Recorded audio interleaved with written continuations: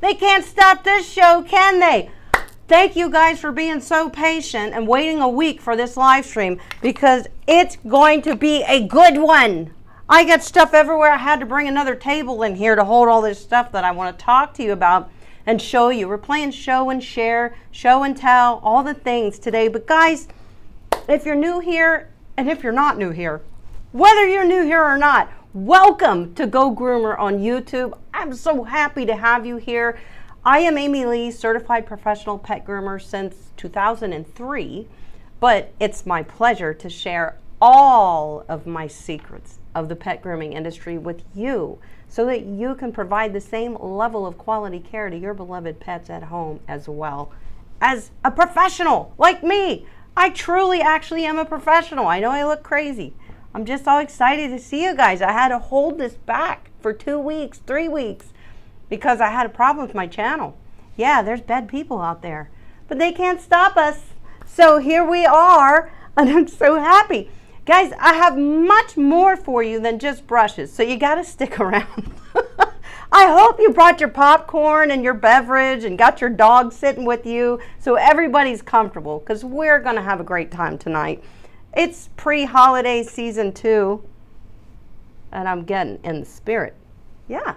So I'm excited. Gotta love Independence Day, the celebrations, the picnics, getting together with friends and family, and our dogs. But we gotta be safe with those fireworks around our dogs. We can talk about that. But that's not what we're here for tonight. You guys know how to be safe with your pets. So tonight's topic, as you know, is, as soon as my notes stop jumping around, dog brush types, and I'm going to explain them. There are so many. You know, we've got this brush type, we've got this brush, and you're like, wait a minute, are they the same? Yeah, they actually kind of are, but do they provide the same results? Not really. I mean, they do, but there are variables, there's differences. So I want to really break it down for you guys tonight. Pin brushes. You know, a lot of people are asking about pin brushes. What about these wooden bristle brushes? I recently got one of these and I found a great use for it. I don't have a lot of use for it, but I found a great use for it. What about nylon bristle, boar bristle, all these things? There's differences. Look at this one. It's a boar bristle brush. This is actually one of my favorite brushes for a short coat. Well, why? Why a short coat, Amy? I'm going to tell you. You sit back down. Sit down. Everybody ready? It's going to be great tonight. I'm so excited. But then I got some awesome stuff to show you afterwards. But I'm going to do our lesson first. So I have some new products to show you, obviously. This might be one of them. Who said it isn't for humans, too? Okay, well, there's more. But I'm really excited to show you some of this. It's just in the season of the holiday, in the season and the spirit of summer, which, gosh, my favorite season of the year. If you guys know me, you know that. So I'm going to share those products with you afterwards, after our lesson, after our Q&A and everything, in case some people don't really care about seeing some of the fun stuff. Why wouldn't you? You're going to want to see the fun stuff. I added a few things to my grooming salon and to my grooming garb. So I want to share that with you because obviously they could be very beneficial to you too. So we're going to get there. So back to topic, brush types. There are many shapes, sizes, and bristle types. These are the bristles. When we're talking about brushes, brushes to groom a dog, brushes to brush a dog. If you're a groomer, do you need all these brushes? Well, some of them, yes. You really need to have, at least one of each type, and I'm going to explain the uses for them tonight. A lot of you may already know, especially my groomer friends out there, but a lot of you are learning to groom, and you're trying to absorb all this information, and you're learning to groom your own dogs too. So it's the same information that goes for professionals as it goes for you special people at home taking care of your pets. You need the same tools as we have, and that's why you're here, because I share that with you. So we know that they can be confusing, these brushes. These brushes, they can be confusing. What is this? It looks cool. Would I like it? Would my dog like it? Well, if you got a poodle, don't go near your poodle with this brush because it's really not going to do anything, but you can use it as a lint roller. It's not for that coat type. And we're going to talk about that. So in this video, I'll break it all down for you and give you a better understanding of how to choose a brush when grooming dogs. It's all in one video. So I have a lot of images to show you too, so you can really see. And obviously, if you've taken a peek down there in the description of this video, you'll see that I've linked a lot of things for you. And that's important, because I always make sure I link things for you, because you want to know. I want to go check it out. Let me go see. Where's it at, Amy? So I give you the links. They're all in the description below for you and for your pets. So I'm going to show you an image here first. We're going to start right out of the gate with, and it's important that we start with this. Oh, look at these. They're not brushes. Okay, let's take this off the table, guys. This is not a brush. It's very important for me to note. Any of these tools are not brushes. There's a lot of confusion. Some people think they can use these instead of a brush. You cannot do that. These are not brushes, and they should not be used instead of a brush. So hear me clearly on that. These are de-shedding tools, which I even discourage using them. You know that, guys, at all. You can do everything with a bath, a brush, and a comb, okay? And especially the conditioner. But they are de-shedding tools. They do have their place, but they do not replace your brush, trust me.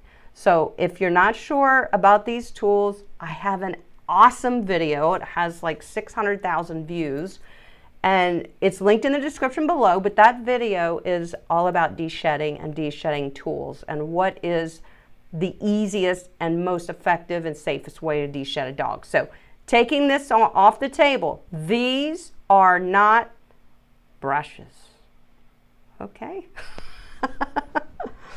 Okay, I'm glad we established that fact. Back to brushes. So to simplify what brush type is best for your dog, first consider your dog's coat type. What coat type is it? And I know this is another subject that gets confusing. I've done videos on it, and if you're a hound, a channel member, you know all about coat types, because we really dive deep on that so that you know what tools pair with what coat type. But so the first thing to consider when you're shopping for a brush, this is important that I front-loaded this information for you guys. First thing to consider is what coat type is your dog. So let me give you something to compare that to, okay? Let's take a look at this. Now let me scroll up. I've got like 500 images to show here. All right, so what is a short coat? This is a short coat. These are beagles. These are beagle dogs. We love them. A beagle is a short coat. A bulldog, a Great Dane, a pug. Those are all short coats. And typically our short-coated dogs shed. So you can align short coats with a shedding breed. Typically a short coat is a shedding breed, not only. So we can't say Bernese Mountain Dog is a short coat. It's not. A Bernese Mountain Dog is in the next category, which is a medium coat. But typically you can guarantee all that our short-coated dogs shed. And I show you these brush type. So I'm pairing up a brush type right out of the gate with you guys to associate with the coat types. These are boar bristle brushes, and these are the best brush type for a short-coated dog. Now let's move on. Look, the medium coat. There's only 3 coat types. Technically, there's only 3 coat types. There are many people that will dispute this fact, but if you scientifically and technically break it down, there are 3. This is a medium coat type. So what's a medium coat type? A Chihuahua is medium. A Husky, miniature Schnauzer is a medium coat type.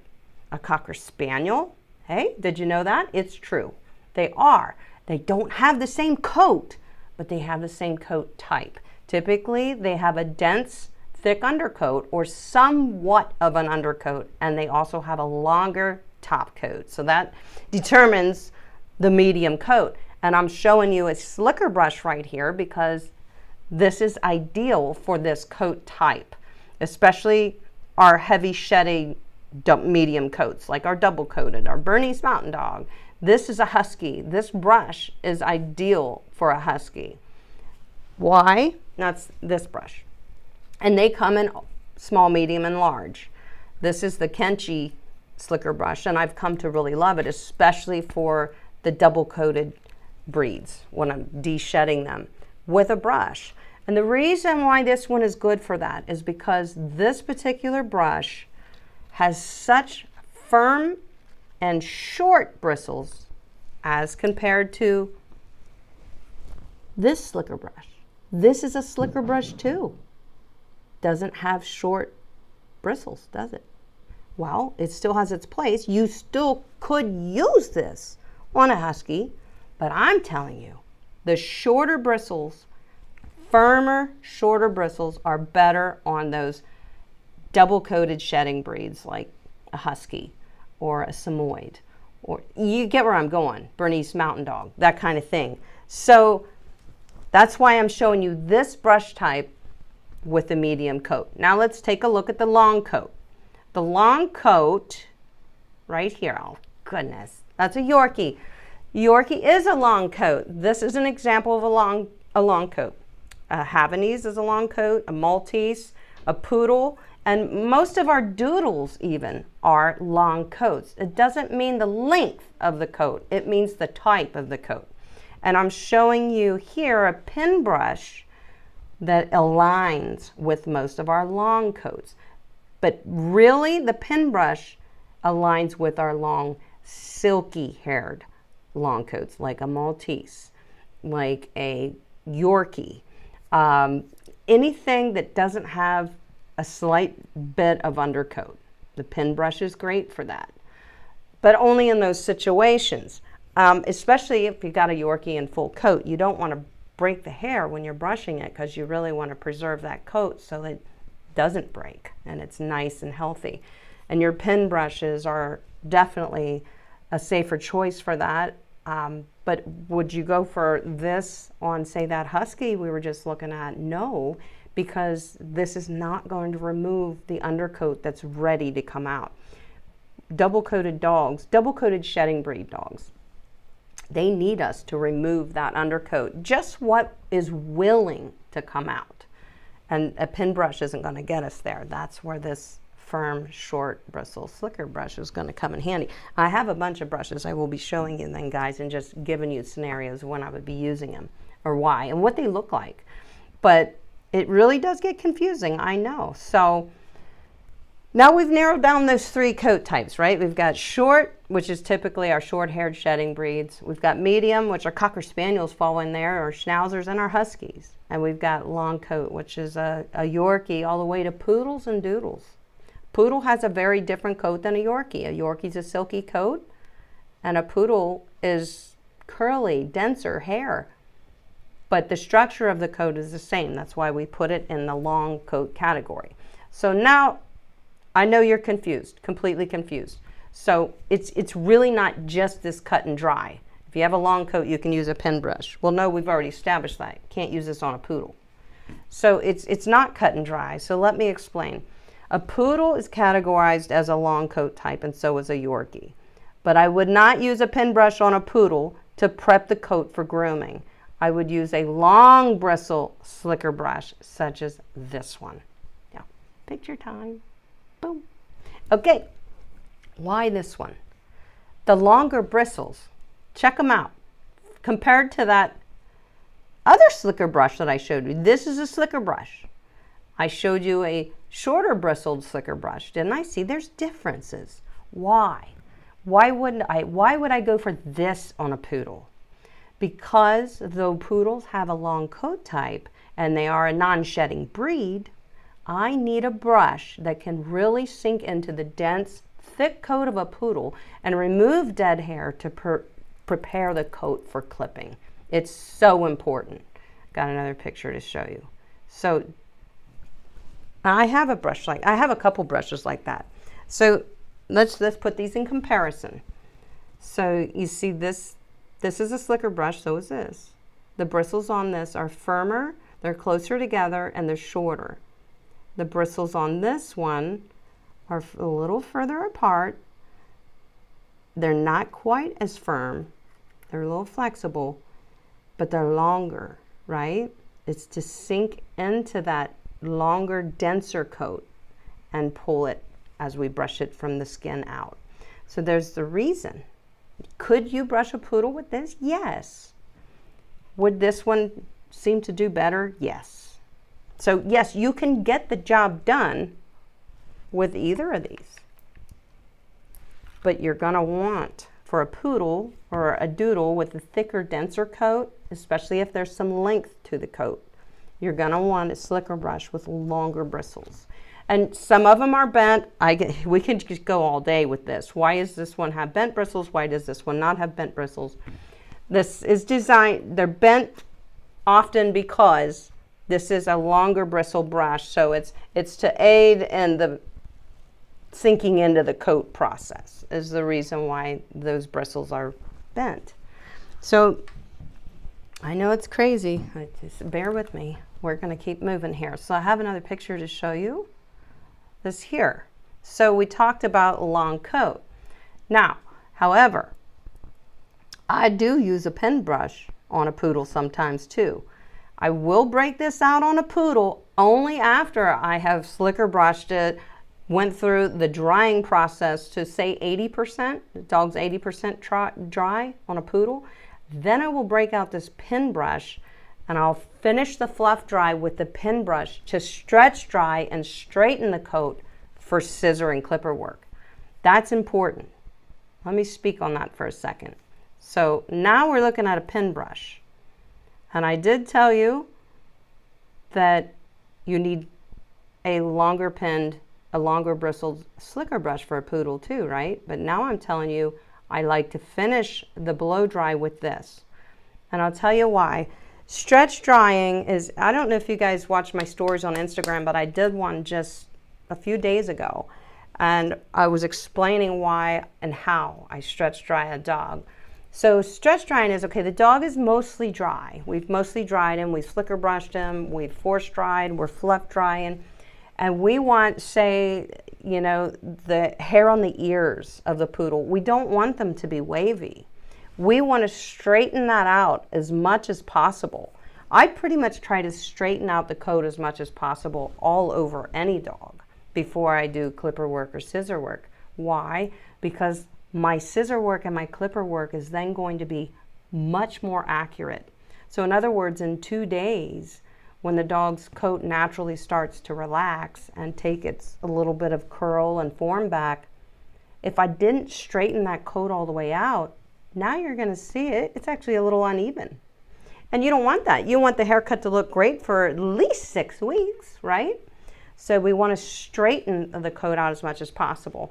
And that's when these pen brushes are great for finishing the blow dry. After we've slicker brushed and we've removed dead hair and really loosened up any dense coat, then when I just finished the tail end of the drying process with a pen brush to pull and hold that hair in the flow of the air to straighten it, just like we would if we're trying to straighten our hair.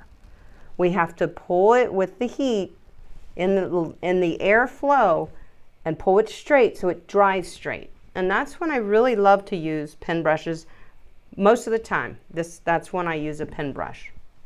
And they're great for that because they can grab a lot of coat or a little coat if you want. They're certainly not going to demat for you, not going to do that, but they are going to help us in the drying process. And then after the dog is finished and ready for clipping, I'll go back over him again with my pen brush and my comb to make sure there's no snags in the coat. If there is, I may go back to the slicker brush if there's a snag in the coat, because this guy's going to break it apart. That's what I need. I need it to break the hair apart so that it's not going to stop my clipper from completing a clipping pass. I know, it's so much stuff. Okay, I got a new chair. I'm sitting on it. It's really cool. All right, anyway, let's keep talking. I love this. I love that we're learning about brushes because this was a topic that I was just like, wow, how do I dissect this down and present this to my audience in a way that isn't going to confuse them? So I hope I'm not confusing you already, guys. Give me a thumbs up if you're following me, if I'm doing okay so far. We're not done yet. We got a lot more to talk about.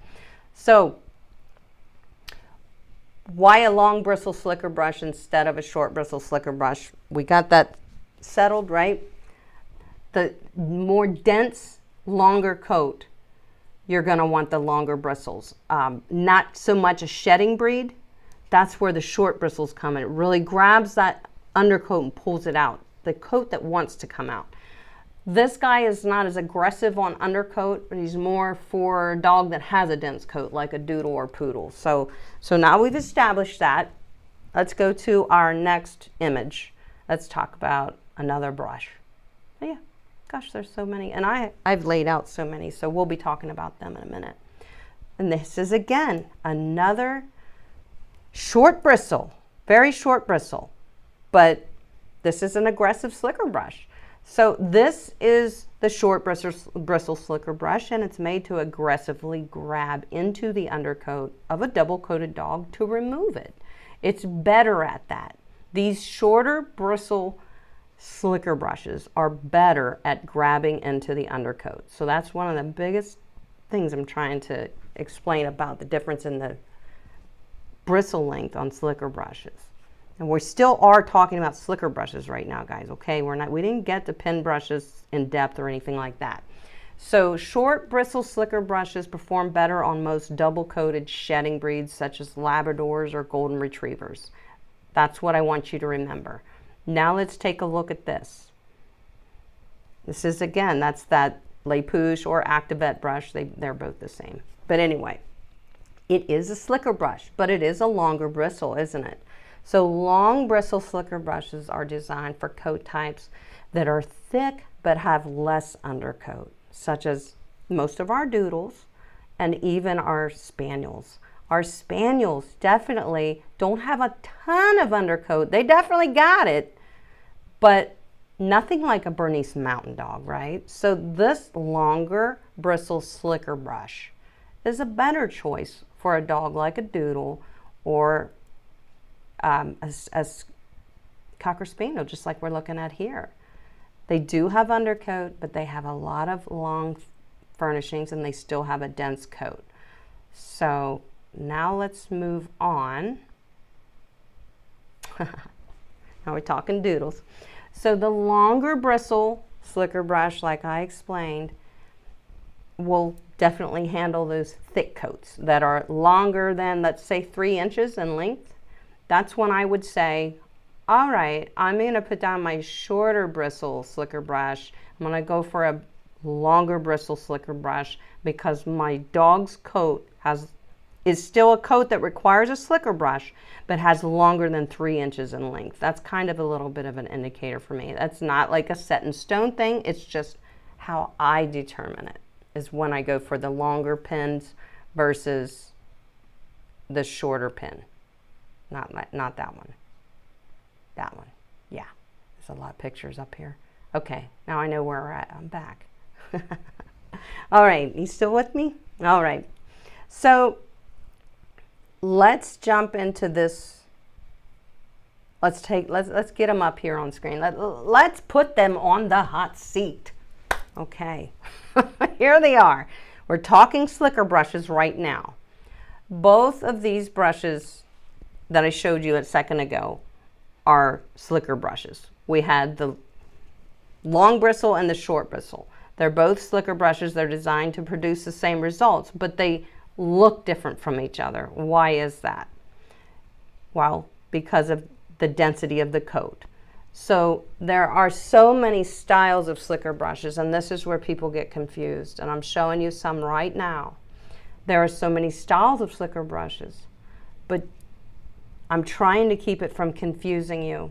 If you look at the picture, you'll see both wide paddled, slim paddle brushes. That means the paddle, the actual width of the brush. They're wide, they're slim.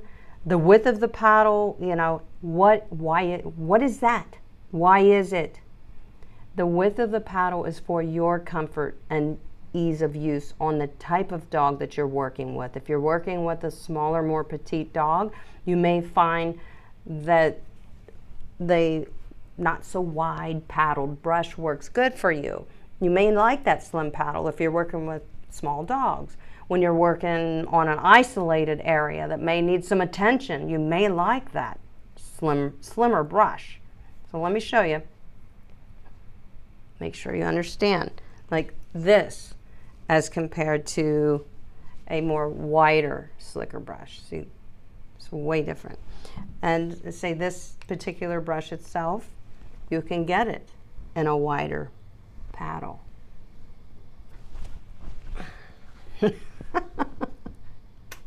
Okay, it's been a long day.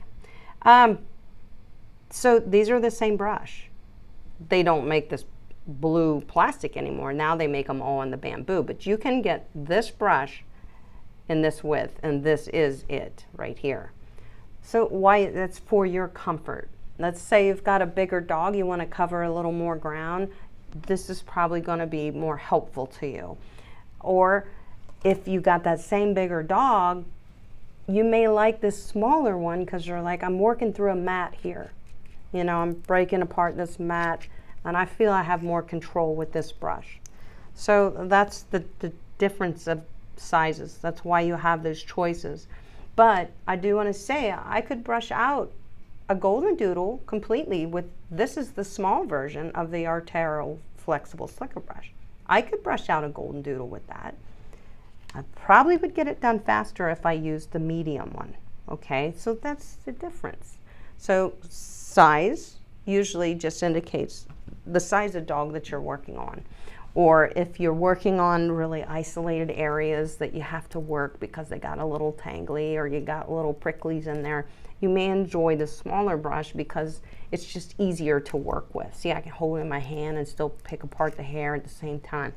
It's just ease of use and comfort that aligns with the job that you're doing, whether it's dematting or it's just brushing out a small dog or a large dog. So, however, I want to show you that picture again of all the brushes. And I think I just made this point. I am very comfortable with all of these brush shapes. And I have success regardless which brush I choose. If I'm talking a slicker brush, Amy, you have a doodle. Let's not even say doodle. I say that all the time. Amy, you got a Cocker Spaniel on the table. What kind of brush do you need? I need a slicker brush. That's what I tell myself first. Then I say to myself, well, which one do you want? And I say, I could get it done with any of these I could get it done with. But through experience, I've learned that those longer pins on that pink slicker brush will get me a lot further with a Cocker Spaniel that may have a lot of furnishings, like the one I showed you earlier. Let me see if I can find him again. No, I knew it. Oh yeah, there's so many images up here. Oh, I give up. I had it. Where is that? There he is. Yeah, you see, if I know I'm going to be working with a dog with furnishings like this dog right here, I'm going to say I want that longer pin on my slicker brush, definitely, because I need to sink in there in close to the skin to start brushing out from the skin out. And I'm going to need that longer brush. But there are methods in how we use our brushes. You guys know that. We line brush, we hold the hair up, and we pull out what we can see to the skin. We pull that out with the brush, and we work across an area, and then we move our hand up, holding that hair up that's above, and we start pulling it out there. It's line brushing. But these longer pins are going to do better for us with the longer coats that still require a slicker brush, and that would be most all of your medium coated dogs. So, okay, good. Now let's see where we're at here. And I could use any of those brushes I showed you on that Cocker Spaniel. I could use any of these brushes. I could use any of them, and I'd have success. But I probably would find, after my experience, that I know that this one's going to do better for me quicker. So that would be my choice for the longer furnishings, definitely. So that brings us to pin brushes. Pin brushes. Let's talk. Okay.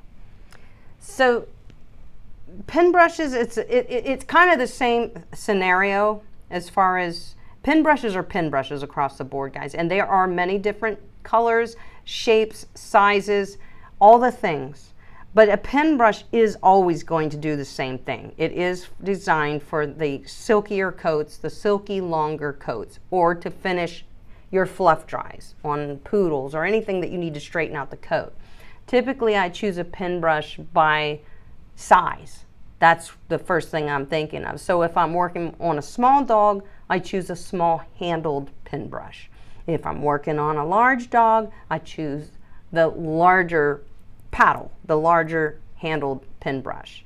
Remember, pin brushes are intended for use when brushing long silky coats to prevent their hair from breaking.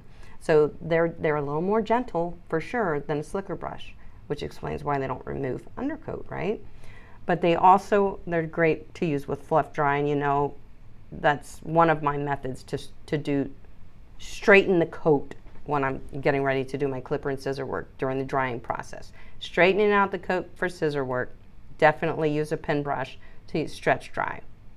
But what about those nylon brushes? We're going to be talking about them too. But I wanted to show you real quick that, you know, your pin brushes, these are the same brush, but one is bigger, the paddle's bigger than the other one. And when would I choose this one over this one is determined by what's the size of the dog I'm working with. That's pretty much it. If it's a smaller dog, I'm going to go for the smaller pin brush. If it's a bigger dog, I'm going to go for, this is a large. Then they make a medium size that's between these two. So that's why you have all these choices, because you need to align it with the size of dog that you're working with. So that's why groomers tend to, if the groomer says, I like this Kenji pen brush. So the groomer's going to say, okay, I bought one size that, say I groom a lot of small dogs, I'll buy the small one first to say I want to try Kenji's pen brush and see if I like it. Is it comfortable in my hand? Does it produce nice results? Does it help reduce static? Yes, depending on the pen brush. If it's well made, and this is made of good steel, it will. So I'll try it and I'll say, yes, I used it on the long-coated Yorkie, Maltese. I used it on my Shih Tzus. I'm liking it. So I'm in the market for a new pen brush. I'm going to go ahead and order the medium and the large of that, so that when I have my Cocker Spaniels, I'll use the medium size. When I have my poodles in, I'll use the large size, my standard poodles. So oftentimes groomers will buy one, see if they like it, and then if they do, they'll go ahead and buy the medium and the large and say, it's a good one, you know. And that kind of goes the same for even some of these nylon brushes, which we're getting ready to talk about. When would you use that? They like it, then they'll go for the smaller version and say, well, I'm going to like that one on my Boston Terriers then, just as much as I like it on my boxers. You know, big dogs, little dogs. Big dogs, little dogs. Okay, so let's talk about the nylon brushes and also boar bristle brushes. They're not all boar bristle brushes. Typically, your boar bristle brushes are made from boar hair, which is a pig. But they're more expensive, obviously, and they're a little more complicated to make, but you'll see different styles of them. You'll see, you know, and they use boar bristle brushes on horses too a lot, guys. I'm going to mention that because of, well, I'm going to tell you right now. Let me just tell you, when should you choose to use this type of brush? These are all the same type of brush. These are either nylon or boar bristles, but they all do the same thing. So when should you choose it? To use these brushes when grooming, I use them. Short-haired dogs. Mainly always short-haired dogs. That's when I use the boar bristle brush or the nylon bristle brush. All the time. Short shedding breeds, definitely. They're made for this coat type specifically. English Bulldogs, Pugs, Boston Terriers, these brushes are made for that coat type. Well, let me show you another picture here. Oh, there's a lot of you in here tonight. Gosh, I love you. I see you. I see those questions. Keep them coming. Good. Keep putting your questions in. We're going to get there, guys. No worries. All right. So to give you an idea, here's a beautiful Boston Terrier. And I love this breed, by the way. And we do definitely like our nylon brushes or our boar bristle brushes. The structure and the bristle structure is designed to shed out the dead hair of our short-coated dogs. While, hey, and this is the magic of this brush. So while it's going to shed out our short-coated dogs best, it's also aiding in the distribution of the natural oils for our short-haired breeds, and it polishes the coat. Why is this important? Short-coated dogs rely heavily on the natural oils that their skin produces. They rely on that natural oil to protect their skin because they don't have the coat to protect their skin. They have a short coat. They don't have a lot of coat to protect the skin, which is why they produce more natural oils to step up and add to the protective barrier of their skin that their coat just can't offer because they have such a short coat. So they do produce more oils, our short-coated breeds, absolutely. But that's why. It's not because they're stinky, dirty dogs. But since we're talking about short-coated breeds and we're talking about boar bristle or nylon bristle brushes, they go hand in hand, short-coated breeds and our boar bristle nylon brushes. That is the 90% use of the boar bristle or this nylon bristle brush. You may notice that a lot of short-coated dogs, like this one, or like, let's say English Bulldog, that one stands out in my mind, the top number one. You may notice, let's say, that a short-coated English Bulldog tends to get oily faster than a long-coated dog, like a Maltese, right? Why do those English Bulldogs get oilier quicker and they seem greasy? It's a good thing because they do not have the hair to protect the skin from the sun and from allergens as dogs with longer coats do. So choosing a nylon or boar bristle brush for short coat dogs will not only quickly and safely remove the shedding hair, but it will distribute the dog's natural oils throughout the skin and coat, like polishing it, polishing the dog with their own natural oils that are so important to a short-coated breed, the natural oils. So I just told you that short-coated dogs rely heavily on their own natural oils, and they produce more oil because of it, right? So now you may notice that they tend to appear greasy all the time, and you think that's a problem. But your next question is this: is it safe to bathe them for fear of removing those natural oils? And that's a good question that you just had there, so pat yourself on the back. Because we know our short-coated breeds produce more oil because they have to, because it protects their skin, is it okay to bathe them? When do we bathe them? Are we going to interrupt that natural oil? Here's what you need to know about bathing short-coated dogs. The first thing I want you to understand is that people tend to overlook routine bathing for their short-coated dogs. They tend not to do it. They think because they do not have a lot of coat, they do not require much grooming or bathing.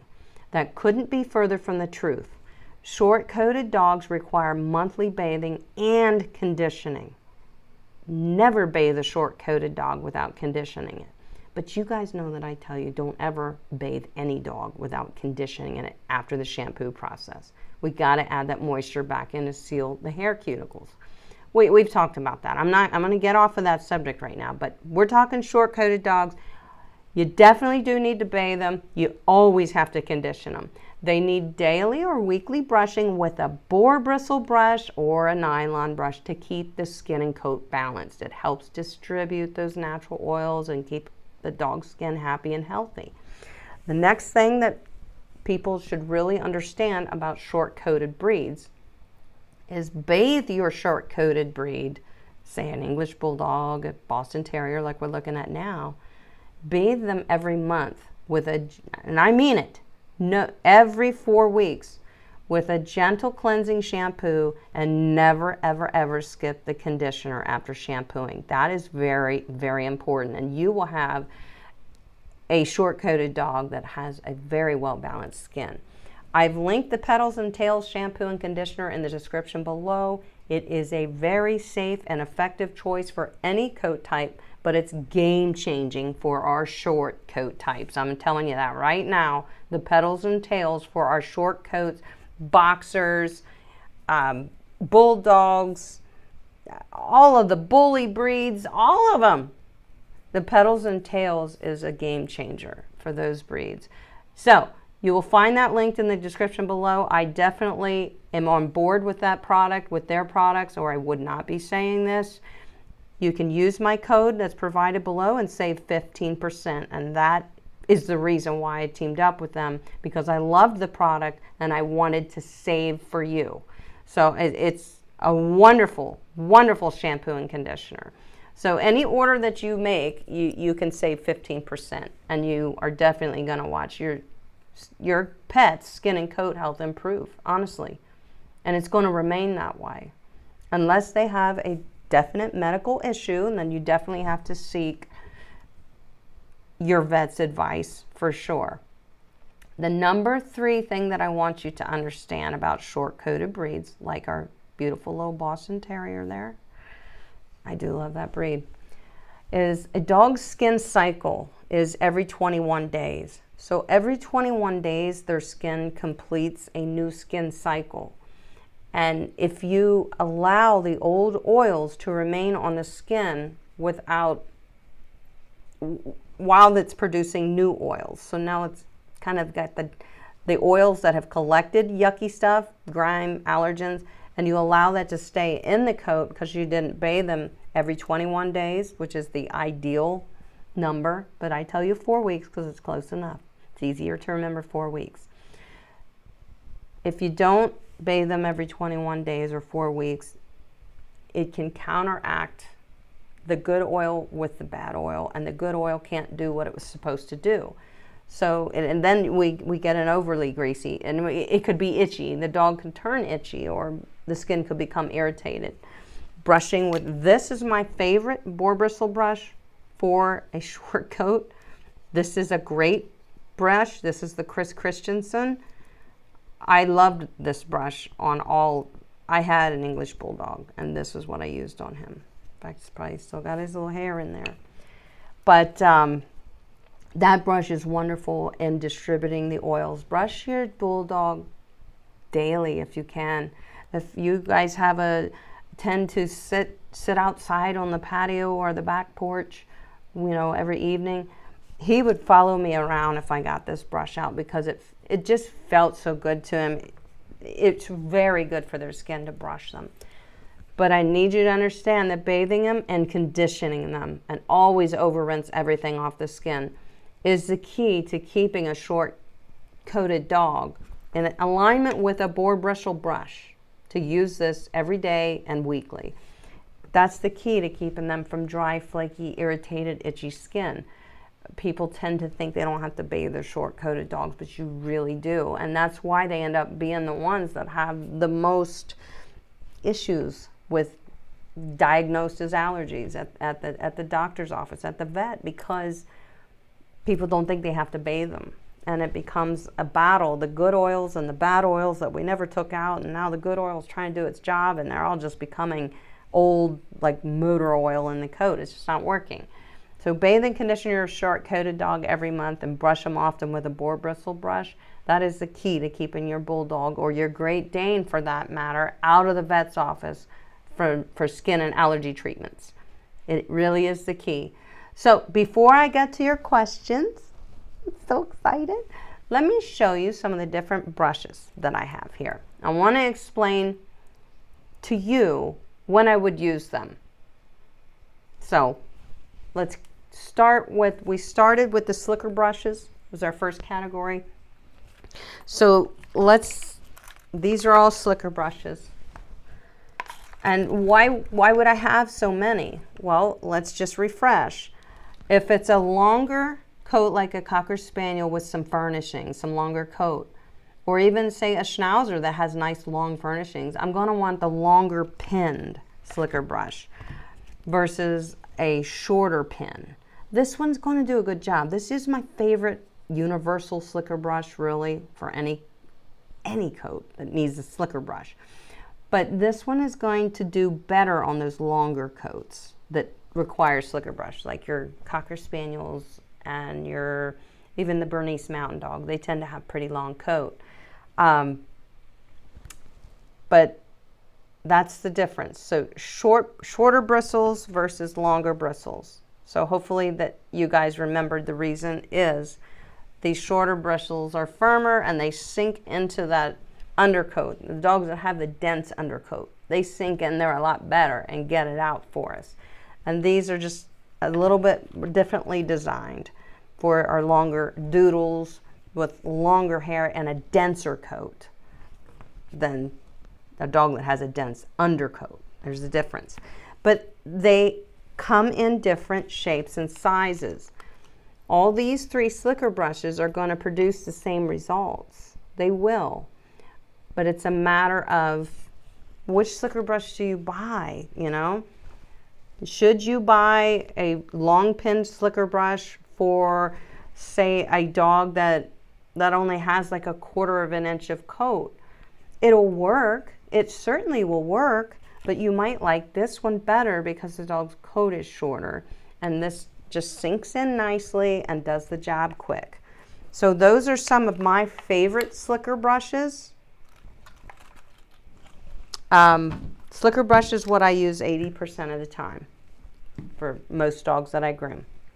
I would never use a slicker brush on a Boston or a Bulldog. No, I would never. There's no reason to.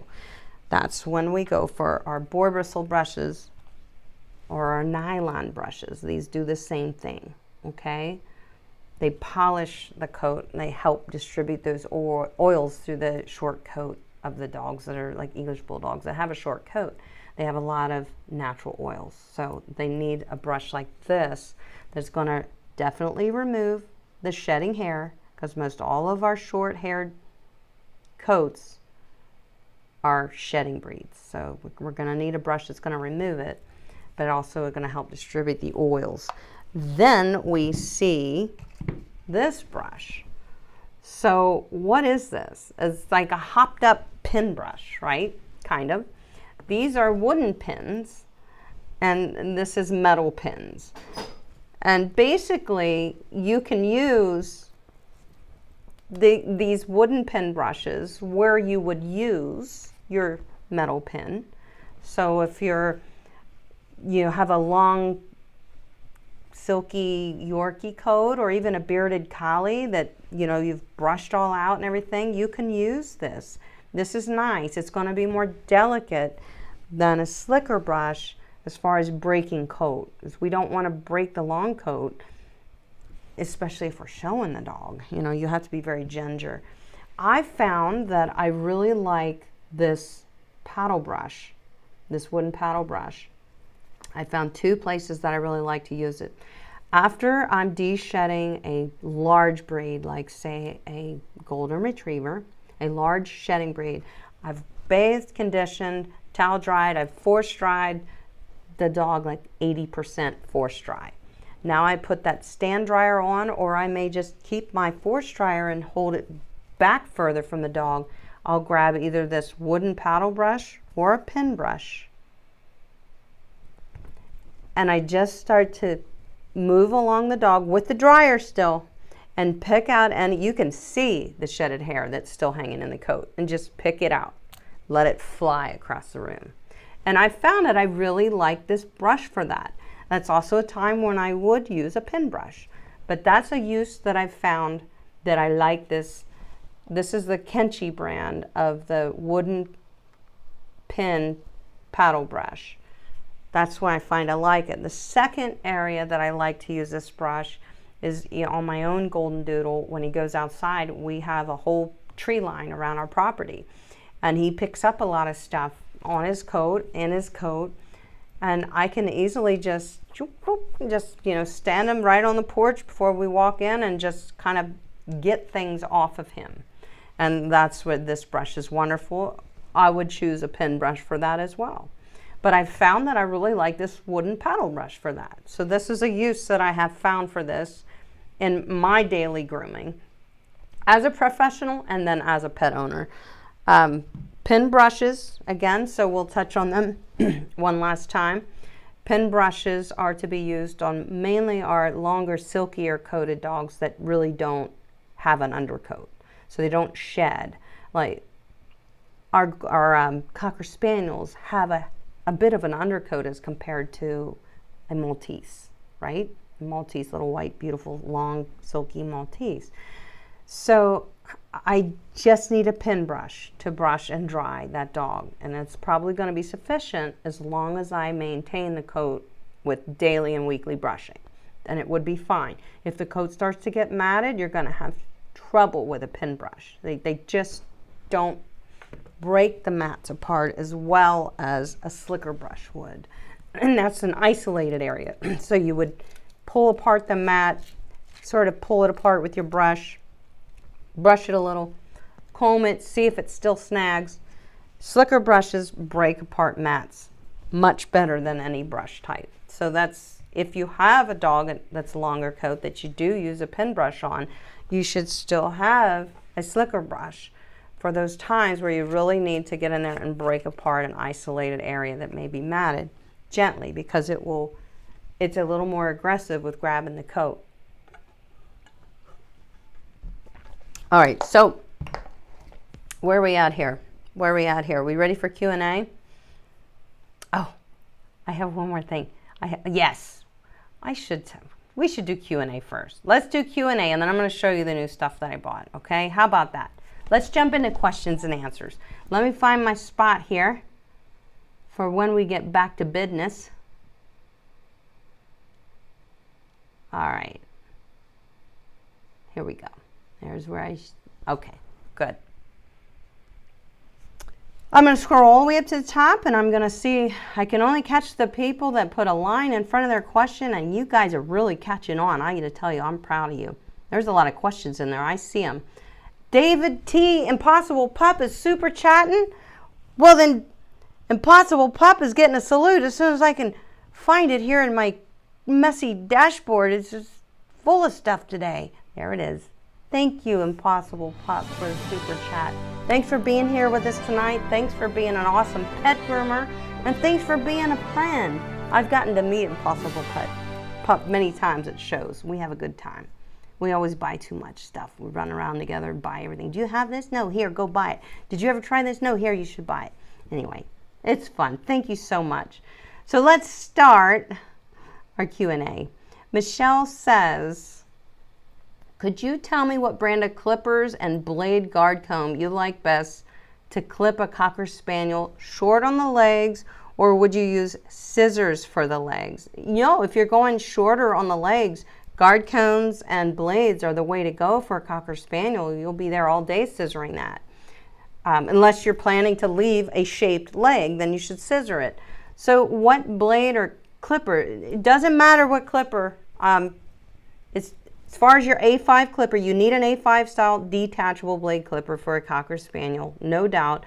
So what are those? It's the Wall KM10, that's the Joyzy Raptor, that's the Heininger Opal, it's the Joyzy Falcon, Andis 2-speed, Andis Excel. Those are all A5 clippers, and that's what you need for a Cocker Spaniel. So guard comb for a longer, shorter clip with longer legs.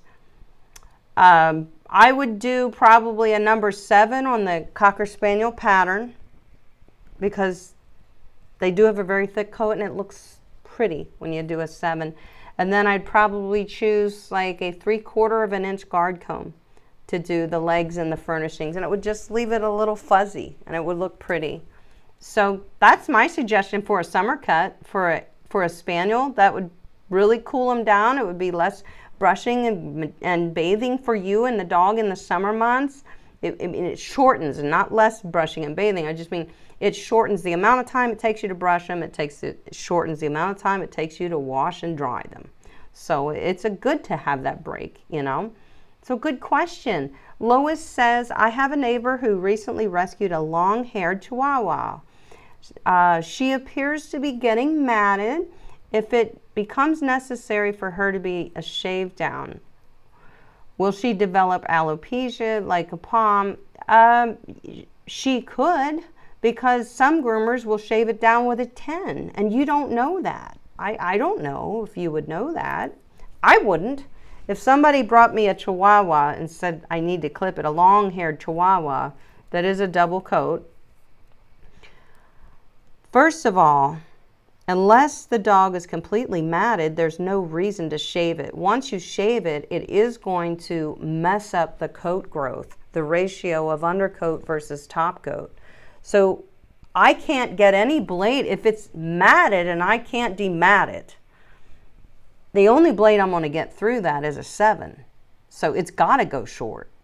And a 7 blade is as short as I would go if it had to be shaved down. I would not do a 10. That is almost right to the surface, and it can allow the skin to grow over the hair follicle and create the problems with the follicles. So, I mean, if it were my long-haired Chihuahua, I would hope that all of my videos, there could be something to help your neighbor to understand how conditioning and taking your time, pulling the mats apart with conditioner on in the tub, letting the conditioner sit in the skin and coat, and gently working it with a brush and a comb in the tub. You can work through it gently and with patience. That would be my suggestion. I would never want to see any double-coated dog shaved. It's never going to be the same. And I can't tell you if it's going to have a problem. Could it? Yes, absolutely. How about that for an answer? Could it cause a problem with the follicles? Yes, it could. So, great question.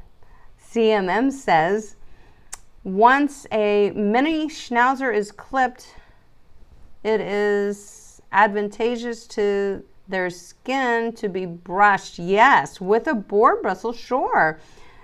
With a boar bristle type of brush versus not brushing the area. I'm glad you mentioned that. So what CMM is saying, let's take a schnauzer, and hey, let's take a cocker spaniel for that man.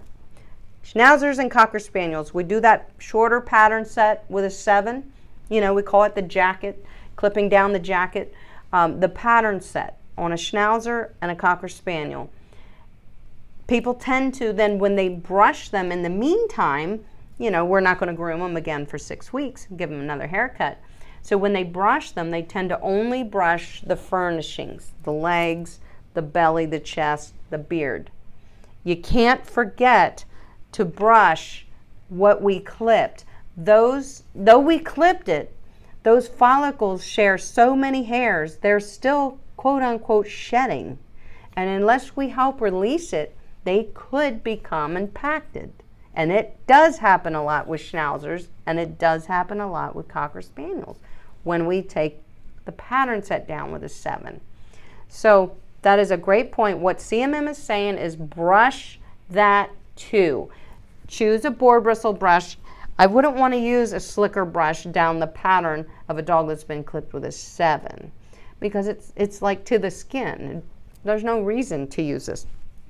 Use a boar bristle brush or a nylon brush, or there's carding techniques, if you understand how to do that, that are safe to remove the dead hair from those follicles.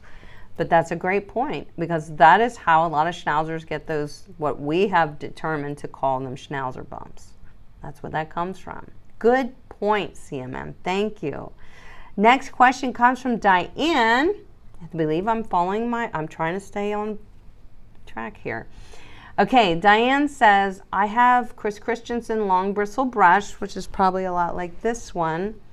Are there ones less expensive? Yes, there are, that are just as good. Yes, this is the Zolita.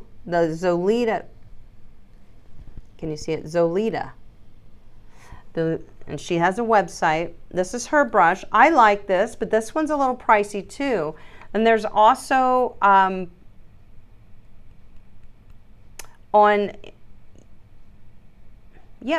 Amazon. It is on Amazon. I'm having a conversation with myself, in case you were wondering. Okay, on Amazon there are some brushes. I would like to try them. They seem like they're very, very similar to this, called We Love Doodles or something. And the design of them looks a lot the same. They may be cheaper. I think they're like $25. Maybe they don't hold up as long. That's possible. I can't guarantee you, but they may be cheaper. So sometimes buying quality and a brush is going to hold up for years is worth the extra $20 versus buying a new brush every year. In 3 years, then you've paid $90 for 3 brushes because they didn't last that long. So you have to consider quality. But yeah, there is, Diane, there is some on Amazon called We Love Doodles, and they are made for the longer coated. They kind of align with that Chris Christensen pink brush. So good question. Amy Sutton says, how much brushing should I do before the bath? Well, it depends on how good your brushing skills are as far as in the tub. Typically, when I get a dog in, I can, most of the time, take them right to the tub. And that's what you want as a professional, because you're saving time.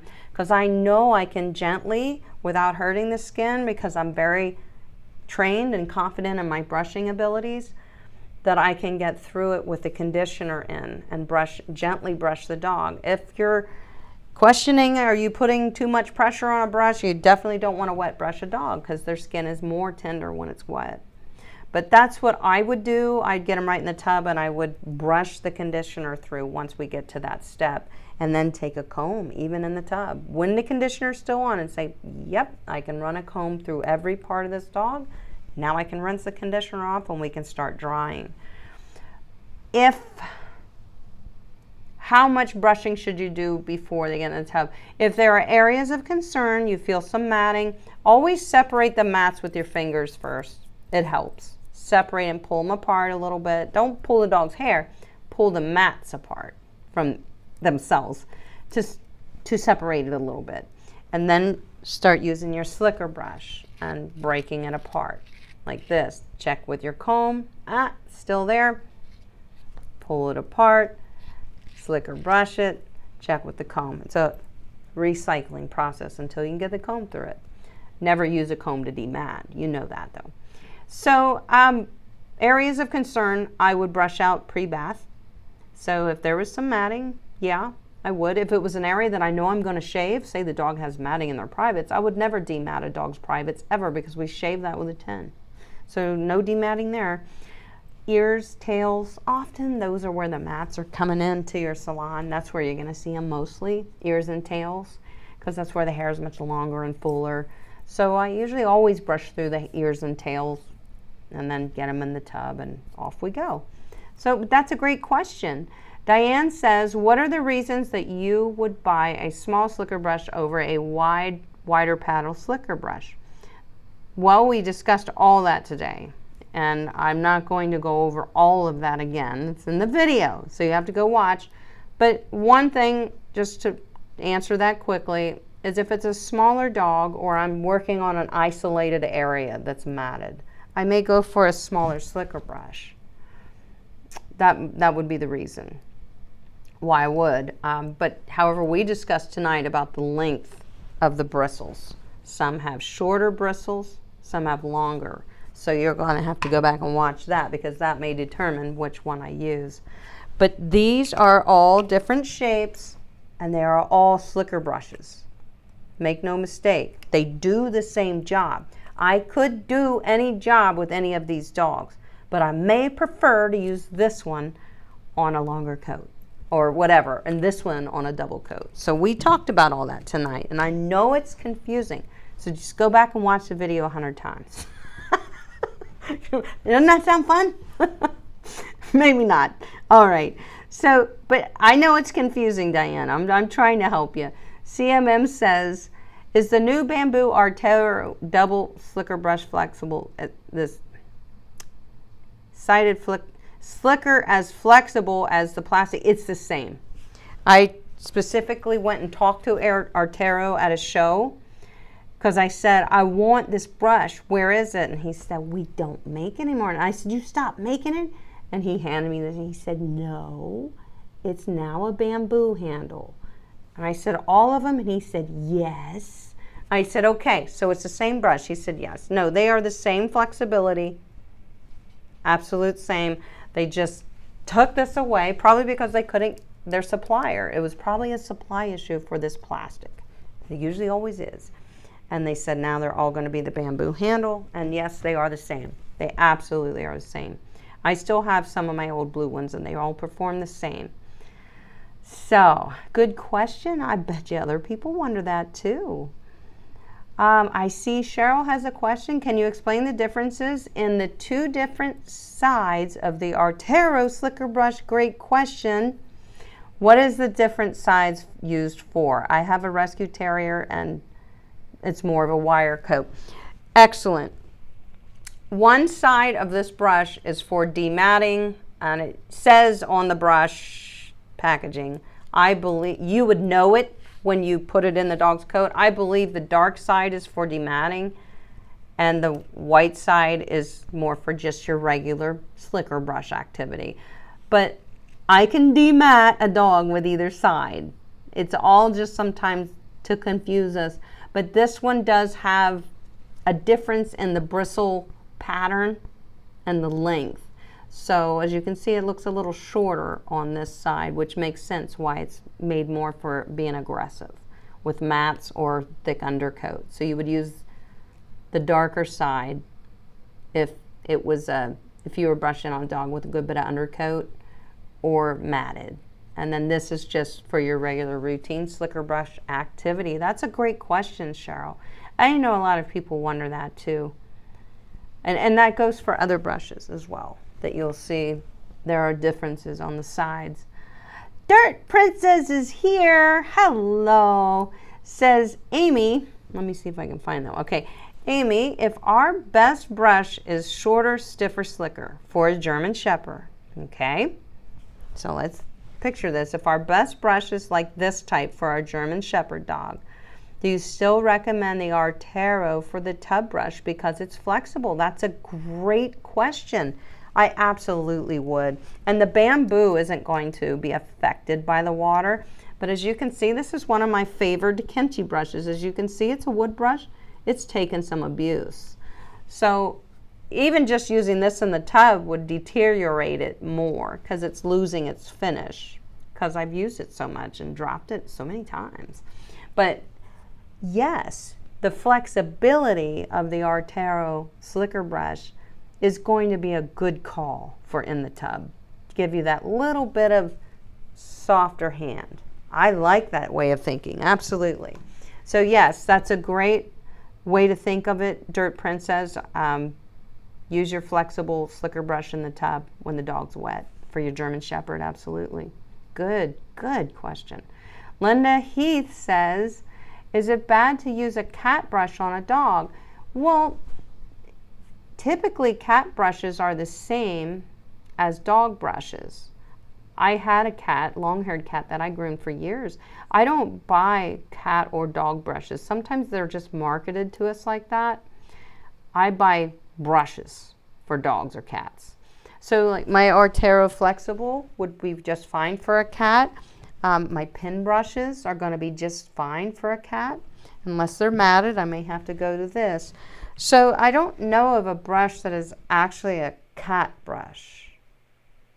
I know combs for cats tend to be, the teeth are closer together, but we still have dog grooming combs that are made that way too. So I think sometimes things are marketed to us like, this is a cat brush. Well, it's really a pet brush.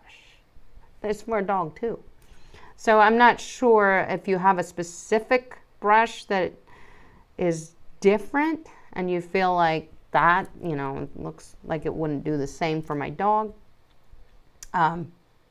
I would say, I'm not sure without looking at it, but I'd say it was just marketed to you as a cat brush. It's probably a brush, a dog brush, cat brush. If it's a pin brush and you're brushing out a Shih Tzu or a thicker double, like a thicker medium coat, I wouldn't use the pin brush. If it's a pin brush, I wouldn't use that. I would use a slicker brush type on the dog's Shih Tzus, Cockapoos, Cavachons. Who would have thought we'd be saying these names? 20 years ago, if you'd have told me, I'd be saying, what'd you groom today? I groomed a Marky, I did a Dorky, and then I did a Cavapoo and a Cavachon and a Bernedoodle. 20 years ago, if you would have told me that's what I would be saying right now, I would say, what the heck kind of dogs are you talking about? They didn't exist. It's funny. It just dawned on me how things have changed. Dog breeds. I used to do a lot of purebred dogs. Now it's mostly mixed breeds. Not that there's anything wrong with them, but it's the Cavapoos, the Morkies, it's the Golden Doodles, the Bernedoodles, Labradoodles, all the doodles and poodles and stuff. Oodles of doodles, for sure. It's wild how it's changed. I just thought about that. So, yeah, that's a good question, Linda. I'm not sure. I hope I helped you. I probably didn't. Linda, oh, that was Linda's questions. I'm sorry. Diana's another one, says, my Shih-Poo. There's another one. 20 years from now, would you have thought you'd be grooming a Shih-Poo? I just said, what's a Shih-Poo? We didn't have those breeds. It was all purebreds, mostly, and our mixed breeds were poodle mixes always, for sure, yeah. So my Shih-Poo has combo hair, some straight around the neck and medium curl in other parts of the body, and the hair on the chin that sticks straight out. I don't care for it, so like to keep her shorter. It's okay as long as her coat can handle it. I mean, I wouldn't go any shorter than a 7. I'd probably prefer a 5, to be honest, because I know it's going to leave just a bit of coat, just a little, not much. But it's still a short haircut and it's tidy looking. So, you know, you can do that. I mean, we're not talking about a collie or a Shetland sheepdog. I would hate it if you were asking me to shave that, but you're not. Debbie M says, how should you clean your wooden pen brush? I clean mine. There's several things you can do. I like to use Dawn dish soap on a lot of things, and I would clean it with Dawn dish soap. Soak it in a bucket a little bit, take my forced air dryer, blow it off, get all the air. I don't want water sitting on it, you know, because it can, especially mine that's losing its finish. That means the wood's exposed, so that's not a good thing. But then you can also spray them with water and alcohol. Water and alcohol is going to kill everything. And the alcohol, so I would do half alcohol and half water.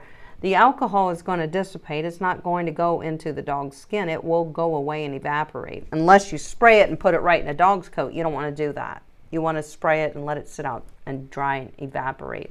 And then you can use just the Dawn dish soap on a wet cloth to clean up this part. But they're a little more of a pain in the butt to clean, the wooden brushes. I agree. You could also get yourself, so to clean, you want to clean off anything. If dogs spit or snot, you know, dog snot gets on your brush, you want to clean that off. You want, with Dawn and warm water on a rag, you want to clean it off. You can spray your brushes with alcohol and water and let it dissipate and let it kill anything. That's fine.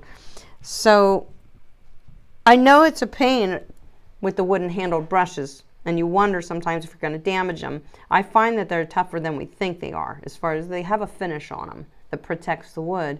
But you can get yourself one of the UV little ovens they make for grooming. I believe Groomer's Choice has one. And you know, I can save you 10% on anything at Groomer's Choice, guys. So if Groomer's Choice has one of those UV tool disinfectors, that is another thing. You can put your combs, your brushes, your blades, your shears in there. It's okay.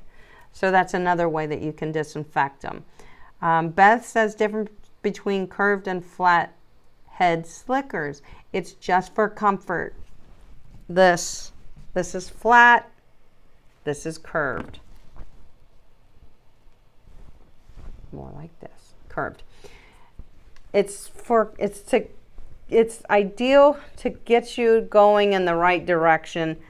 I can brush just fine with a flat brush, but the idea is, oh, that looks comfortable, they're gonna buy it. You know, it may be a little more comfortable. I don't know that it makes that big of a difference. A lot of people will tend to hold them like this too and brush their dog. So it's just for comfort and kind of point you in the right direction when you're brushing. But not everybody will say that that's their preference. Not all groomers will say that's their preference, that it's curved. So it is made there to kind of direct you in the way you're supposed to be brushing a dog. So that's a good question. I'm only going to take maybe one more, if there is one down here, because I have a few things to show you guys, and we're getting a little late, and I've kept you forever. And you're welcome. I see that, Diane. You're welcome. Cheryl says, what's the brush to use on a wire-haired dog with no mats for daily use? For a wire-haired dog, I like to use a slicker brush, and I probably would use a flexible slicker brush because you are going to pull dead hair out of that wire coat. So I like the Artero flexible slicker brush. I think I linked it below. That's just a great little brush. So that would be my recommendation. All right. Oh my goodness. Okay.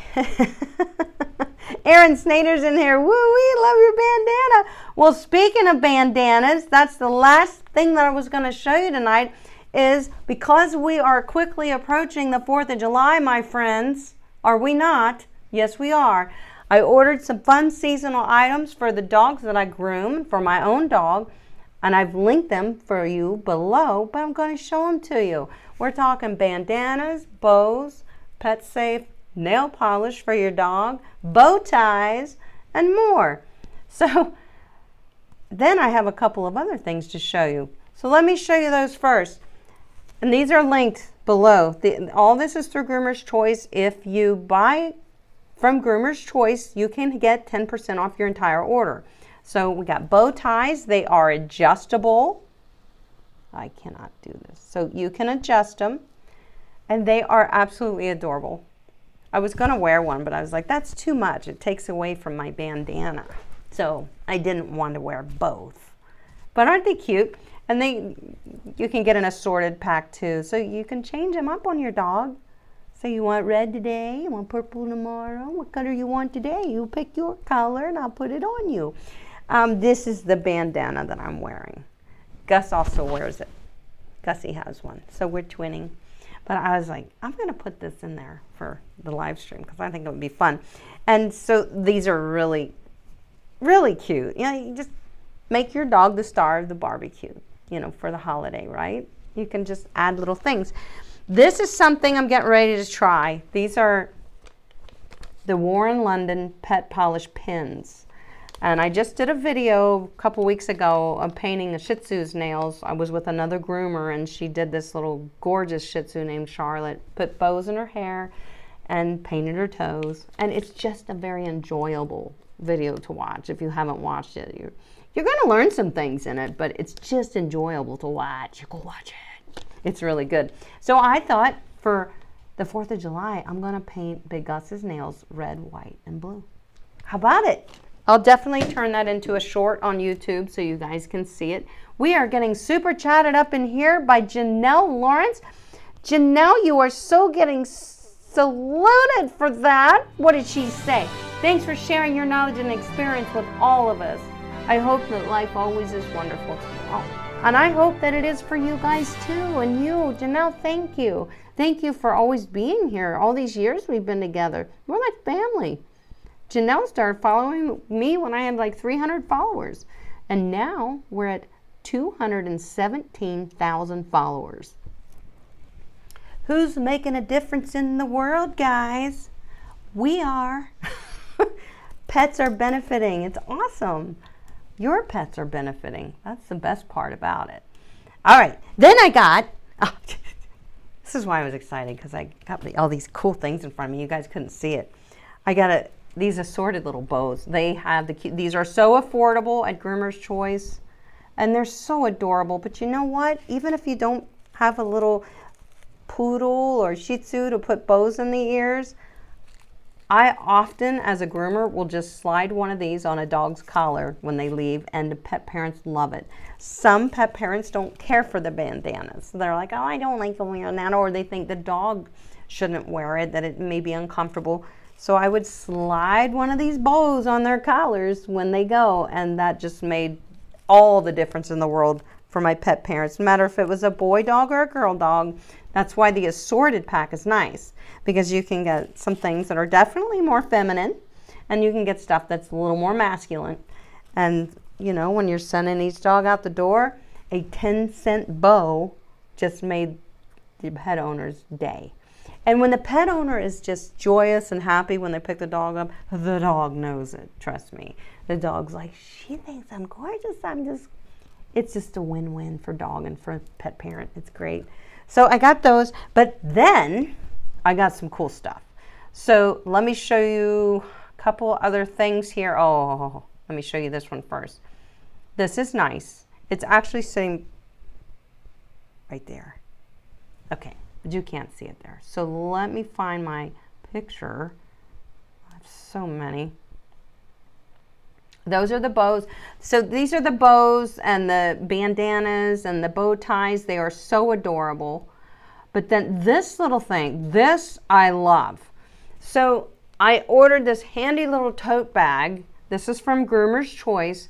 That I can pack all my dog grooming essentials in, and it's so easy that I can take it anywhere with me, guys. If I go to a dog show, if I'm at a training event, if I'm at a community function, a community event with pets, or anything, my trade shows, I can pack this full of just the essentials. And I thought that I would share it with you guys because it is really cool. I really like it. It has a strap on it that's adjustable. You can, you know, kind of use it as a duffel bag type thing too. It's got a few different pockets in it, and it's awesome. It was extremely affordable. I love it. I thought I would share it with you because it is so nice to keep your grooming supplies in one space. And I thought this would be a great suggestion for you guys. So it is linked for you below if you want to check it out. The bag was really affordable. I think it was like $37. Really wasn't bad. And then I bought something I did not think was going to make my day as much as it did. Oh yeah, you guys probably already seen my reel and my short on YouTube. So I bought a grooming stool. This, I didn't think that I was gonna like it as much. I found the perfect saddle style dog grooming stool to complete my new grooming setup. Did you guys watch the short? I don't know you did. I made a video of me having a little bit of fun with my new stool. If you didn't, I linked that for you so you can watch it because I think it'll make you laugh, but that's kind of why I made it. But I love it. I'm really enjoying it. For years, I thought about getting one of these. For years, I did. And I just thought, well, in case I ever needed it, you know, then I would have it. But I would always shy away from it when it came time to purchase. You know, I'd be like, nah, I don't need to sit down. I will not sit down. You know, I don't need it. But I do need it sometimes. I honestly do need to sit down. So I was so wrong-o because I truly love this stool. I'm sitting on it right now. I literally am. I've been on it this whole time. But I was very accustomed to standing all the years and moving around my dogs as I groom them, and I just felt that I wouldn't use it. I didn't think that I would, but I think that I was wrong, and this is an awesome addition to my grooming sessions, and I use it for more than grooming. I use it down here to you know, clean tools, anything. You know, I just pull it up. If I don't want it, I scoot it out of the way. And I know a lot of you who groom your own dogs at home, you may be looking for something like this. So I definitely wanted you to see this one. I did link it for you below. You can save 10% on it if you like it. It naturally positions you in an upright position, which helps with back fatigue, absolutely. I've been sitting on it this whole time. Not to mention the seat is extremely comfortable. It's great. So yeah, see, I am sitting on it. Woo! I just tangled my mic. Oh, now I untangled it. It is super cool. It moves so nicely. But the way it positions you when you're sitting is naturally to prevent back fatigue. It's awesome. So that's what I got for you tonight, guys. I have a few more announcements to make. I can't thank you enough. If you haven't signed up for my weekly dog grooming newsletter that comes out once a week, you should. about 4,000 other of you are loving it. So it's free. It's linked below, I believe. I linked it in the description. As long as I have other things in the description, guys, it's pretty busy down there. But there are some really good things in there. I have a lot of digital downloads, as you know, to help you groom better, that they're linked for you.